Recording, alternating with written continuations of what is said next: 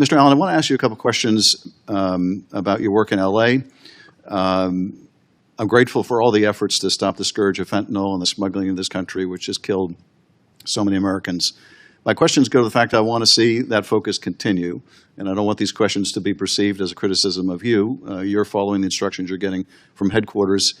But I am concerned, and for the reason that Senator Padilla alluded to the degree that your resources are diverted to immigration operations against nonviolent immigrants, against farm workers or garment workers or restaurant workers, I am worried about diverting the focus away from interdicting fentanyl and going after these cartels.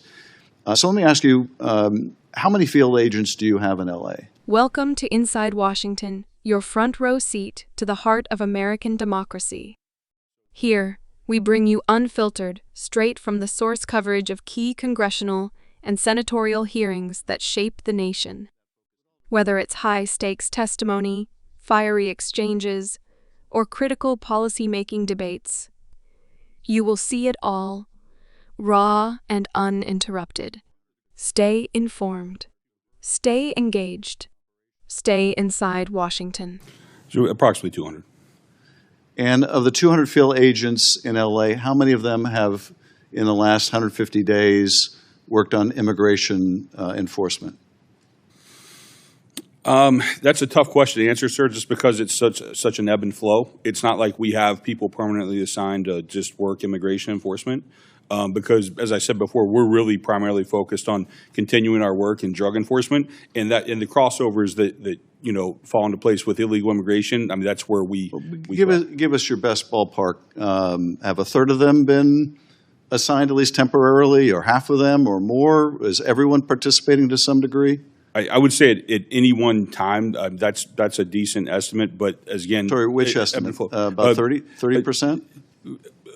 At any one time, not necessarily at one time, but at any given time. There could be 5%, there could be 2%, there could be 30%. It just depends on what's going on that day and what type of support we can offer. But give us some sense. I want to know what kind of call on your resources this is. Well, I can actually give you a couple of good examples of things we've done recently. I'm really not looking for examples. I'm looking for how much your workforce is being diverted to immigration enforcement and away from things that they were doing previously. Well, specifically immigration enforcement only, that's not what we're focused on. It's just not, sir. Okay, so how many of the 200 agents have worked in immigration enforcement? At any given time, anybody could have. No, just overall. Have all 200 been called away at some point to work on immigration enforcement? No, sir. Okay, so how many have? I really would have a hard time giving you an answer on that, sir. You're running the office. I am, yes. And you're having to make decisions about allocating resources. Yes, sir. And you've got investigations to pursue that were ongoing at the time of the administration. And you're having to take agents off of one thing to put them on another. I know how strapped the resources were even before this administration. Yeah. So you may not want to be precise here, but we need some sense of what kind of resources are being diverted here. So what percentage of your agents, would you say, what's your best estimate, what percentage have been called to do immigration enforcement? What percentage of the 200 have at some point in the last 150 days been called away to work on an immigration enforcement action? Sir, the reason I'm having a hard time answering the question is because we work immigration enforcement as it relates to narcotics enforcement. So the two are intimately combined, and that's what our agents are doing. Okay. Well, for instance, you know what I'm asking you. With all due respect, you know what I'm asking you.